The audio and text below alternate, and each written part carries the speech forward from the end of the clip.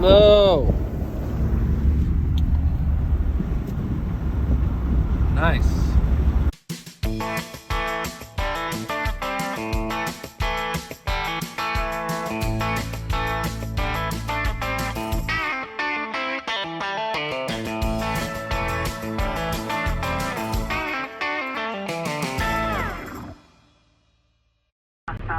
Dealing with snow, feeding cattle in the cold this morning. All right, so if you were watching our last vlog, you saw or you heard us say that we were about to get a winter storm, and I think I've included a couple scenes from the winter storm in this vlog, but I don't remember how many I actually shot. So it was a pretty decent storm. I think we got 4 to 5 inches of snow. The problem is that it was blowing so hard that the snow is a lot thicker in some places than it is in others. So here's my field we're looking at. You can see in some places there's probably 6 to 8 inches of snow, and then in other places there's 0. Now we're 2-3 days after the storm here today, and the sun is shining. It's about 40 degrees, so we've actually lost some of the snow that we had here. It's melted, but in the last video, we talked about how we were putting nitrogen down on the wheat to hopefully when it snowed, the moisture would take that nitrogen down. I think we should be good on that. I think the snow was good enough to take some of that nitrogen down. But as far as overall moisture content, that's not enough snow to really move us anywhere closer to where we need to be in the spring to plant into moisture. So we are still very low on moisture. They say like a foot of snow is like an inch of rain or something, and we did not get a foot of snow. We got maybe half of that, if that, on some of the ground. So we are still low on moisture. I'm heading over to break the ice for the cows. I'm not exactly sure how much ice there is today since it's 40 degrees, but wanted to make sure they have water. Broke the ice yesterday for them. It was very cold yesterday. I think it was 4 degrees Fahrenheit. So like negative 15 or something Celsius. So it was very cold. The wind was blowing really bad yesterday. Wind chill was way down below 0. So we've had some cold days this winter, but today it's up to 40, feeling good. Here you can see snow drift. Lots of snow drifts. There were some really bad ones on the roads. In places they were like 3 feet. I mean, I was trying to drive some places yesterday, and if I wouldn't have had my truck, I don't think I'd have made it through. So it's amazing the kind of snow drifts you can get with only 4 to 6 inches of snow. But when the wind's blowing hard, that's what can make it a little more dangerous. We actually had school canceled here for 2 days because of this storm. Now, did we get enough snow to cancel school? I don't know. That's up for debate. But as far as the snow drifts across the road, those were like some of the worst snow drifts we've had in years. So it looks like the cows have been doing just fine with where I chopped ice yesterday. Didn't get cold enough to freeze that back up. But the rest of the pond is still frozen here. These cows are 8 months pregnant, and so I'm going to bring them a bale here a little later today from the farm. Make sure they get the right nutrition supplements here while they're grazing. They're only going to be on this field for a few more days, maybe a few more weeks tops, before we bring them back to the farm to calve. Right here is where one of the worst snow drifts was yesterday. I don't know if you can tell, they've bladed it off now, but it was probably a 3-4 foot snow drift across here, which when you look out in the fields, it's crazy that there's that much snow in the ditches, but that's where it blows to. Here's another spot where it was 3-4 feet above the road. That was pretty tough to get through yesterday, but today it's pretty much all cleared up. I think they came through here with the blade, as well as, you know, they bladed down to a couple inches, and then the 40-degree weather melted the rest of it off. All right, I just went over here to this field by my house to pick up a round bale. We had one round bale that we left over. Well, we had 3 round bales that we left over here to feed these cows by my house, and we fed them 2 already. This will be their 3rd bale. This will be the last one before they go home to the farm to calve. but it was nice that we had some bales over here that we took the rest of them home to the farm. Took the rest of the bales home to the farm, but we had left 3 for the cows. So works out. We'll get to feed the last bale here, and then the cows will go home soon.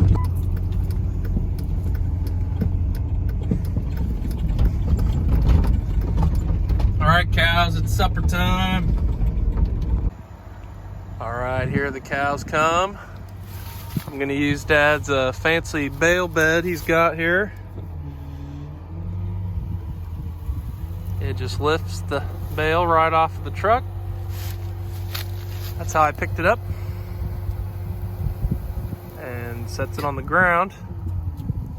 And then I'm going to get the wrap off here and then roll it out for them. And then feed them some distillers too. Hey, you punks, I haven't shoveled that off yet. Still getting the net wrap off. Can you exhibit some patience, please? Some manners? All right, there you guys go.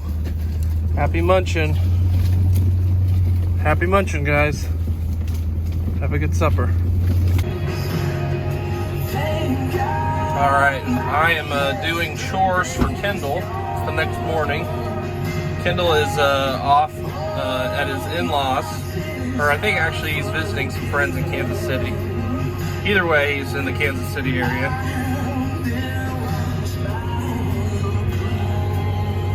Dad is loading his load.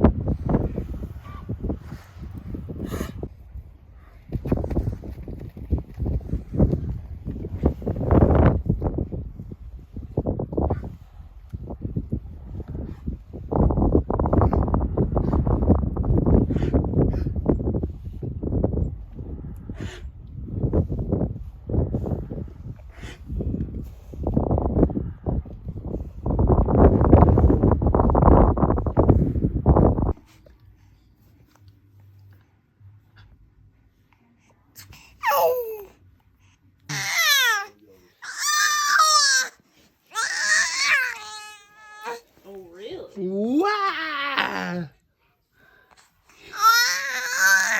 Wow!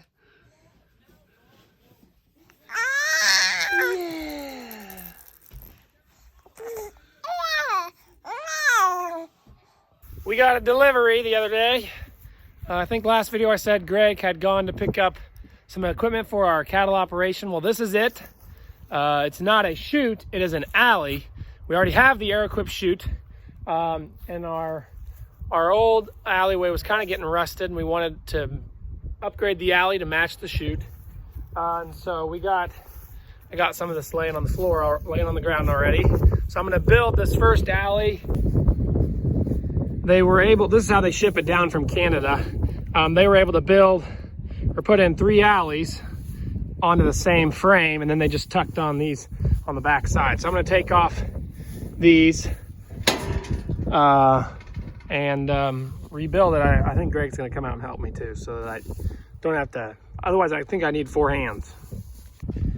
Here's a group of heifers we just sorted up to sell, and that number 30 green tag, 618 orange tag. It was a calf I had to teach how to nurse on its mom. It's always good whenever you look at one of those and you say, my hard work paid off. There's another one that was our home raised calf. These sell on Thursday in Salina, but this video might not even be posted by then. We'll see. It's Monday right now. Okay, I took a quick, I stopped real quick to change the oil in my wife's car, so we'll get back to that after lunch. Here we've got an old t-shirt using as a rag. Sports do not build character, they reveal it. Does anybody else use old t-shirts as rags? Because we do around here. Almost done draining. All right, so here's the chute. Alleyway. It's concrete, but it's kind of uneven, so I'm hoping that doesn't mess things up with the new one. We'll have to clean some of that up. And then the concrete drops off just to the pin over on the outside. So alleyway up here, I already got it kind of partially, and then we'll use the same tub. So we're just putting in 24 feet of alleyway, 3 8-foot sections. Okay, it kind of looks like a mess right now, but there's the 2 panels, there's one of the bracings. I realized I still have to detach this at one more spot before I lift it away with the pallet forks.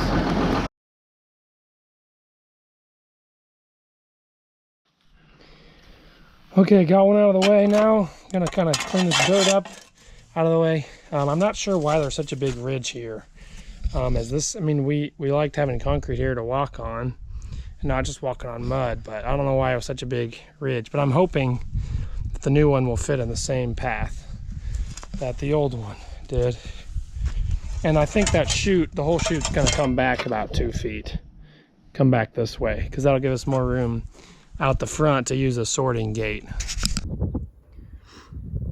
Okay, Greg made it, and I think we have the first one built. Well, it's our first one built, but it looks like there's 2 built, but I'm gonna pick it up with the pallet forks now, like we were moving out the old ones. All right, first one's on the move. All these chains, some wire, were all things that were holding that old alley in place. We'd added these chains here in the last, these long chains in the last couple months. But yeah, that was what was attaching it to the chute and to the back. So, making progress. Greg's just about got his tractor stuck here. He was doing some spinning because he has all his weight in the front. Oh, he's gonna make it.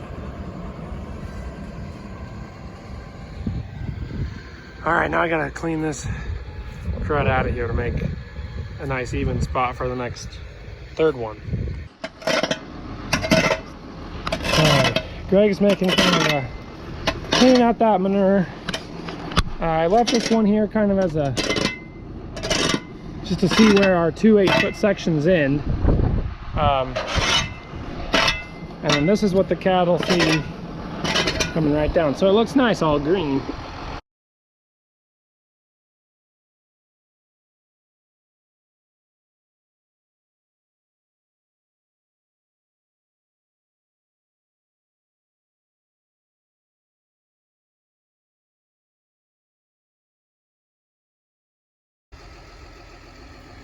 Okay, there's that one, the second one. Since we have a slight slope upwards, these adjustments here, I've loosened them back up with the socket, and then I'm tightening them back up to where they sit. All right, here's the last one coming through. Gonna fill this gap. Then we'll have to see how the corner lines up. We're done. Besides some fabricating we're gonna do in this corner, got it all lined up. Well, I think that'll work. So Dad came through and he pulled the whole thing back. We hooked the chain to there. We moved it actually past, farther back than what our other chute was before we got the arrow clip. And then we hung this panel on the arrow clip as well. We're just going to change this bracket, lower it down to where this will hang on that same bracket. So that'll be the corner that they make out of the tub into the alley. Okay, the fall cows are over that hill. We're going to lead them to that field south place. Have a alfalfa bale and 2 little tubs of distillers on the back of this truck. So this pickup will be the lead. And then Nathan and my dad will be in the sidekick in the 4-wheeler chasing the calves up from behind. So it'll be a big move, but it's only it's only like 2 miles as the crow flies. 2.5 if they're on the other side of the mile stock field. Okay, they are used to following this pickup, so they came running when I came inside the fence. They have been eating off a feed truck here for 2 weeks, but this is what they were eating off of for, you know, a month or two. So much for leading. The cows have just been walking in front of me over and over. But we got a few stragglers, so I can't go too fast. Oh, hi, Nathan. He's going to go pick up the stragglers. Okay, driving along a little fence row here on some hay meadow. And once we get past this hay meadow, it'll be onto our wheat up there, which we'll have to keep them moving so they don't put their heads down and eat wheat. But then we'll just cross our wheat, and then we'll end up on our triticale that's right south of the place. It's Caddy Corner. We'll get you there, ladies. Just getting a little exercise. All right, they're still coming. They got a little spread out to the west, but Dad brought them back around. Okay, there's the place. Right there on the silo. This is the wheat we planted after chopping Milo stalks. And so it's not super thick, lush wheat, but they're still a little slower crossing it. This is longer than we usually lead them, so they're getting a little suspicious on where we're going. But we're hoping this wheat does a lot of good work in the spring. It also had a lot of geese on it earlier, which that's one of the reasons it's a little thin. If you've got cows, you know it's important to have a good lead cow. And 177 has always been a good lead cow for me. She's been at the front pretty much the whole time. Not very front, but she's always right at the truck. Last year, they were on this field that we're on, grazing stocks, and we walked them home. But it was a much shorter walk, and we had the help of horses. We had my uncle's, he had a guy come out and help use a horse to move his cow, so we used him that day too. Okay, we got him onto the triticale, planted south the place. I'm hoping to lead at least all the cows in the gate up there into pen 10.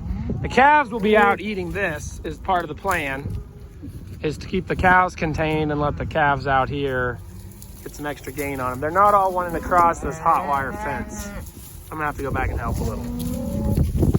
Okay, Dad and Nathan are putting the fence back up. They're all inside of this hot wire. And I used distillers to make little piles to help kind of entice those last few that didn't want to cross that deal in here. So theoretically they're all contained at the moment, but we still got to get them trapped into the pen, which we fed silage in there too, so they'll want to come into that pen at some point. Just a matter of whether we can do it or not right this minute. This cow wants the alfalfa. A lot of the other ones are happy with wheat, but we're hoping they kind of pair up and calm down a little bit, and then we'll get them the rest of the way into the pen. Okay, they've got hay and a hay bale feeder and some silage ration at the inside the bunk, and we're getting a little closer. Okay, cow number 32 won the race. She was in first. Mostly cows so far, then a lot of calves in the back.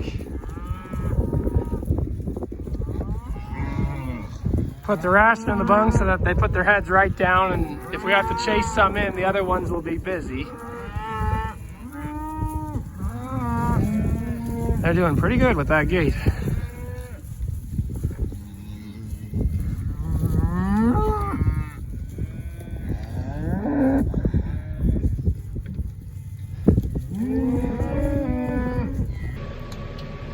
Okay, I'm on my second load of 3 this morning, 2 feeder cattle loads and 1 cow load.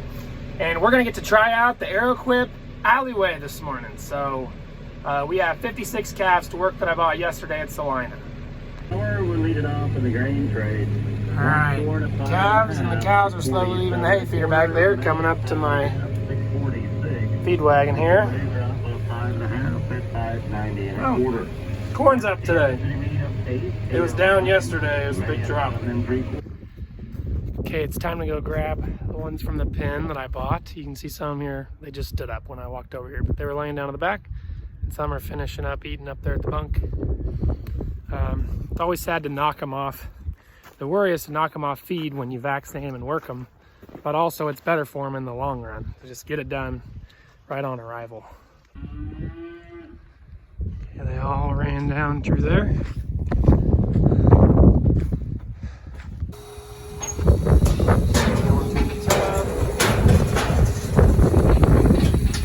Into the alley. There's 3, 4. Really good that time. Alright, this is what it looks like them leading into the chute. This is the second batch. These are the lighter group.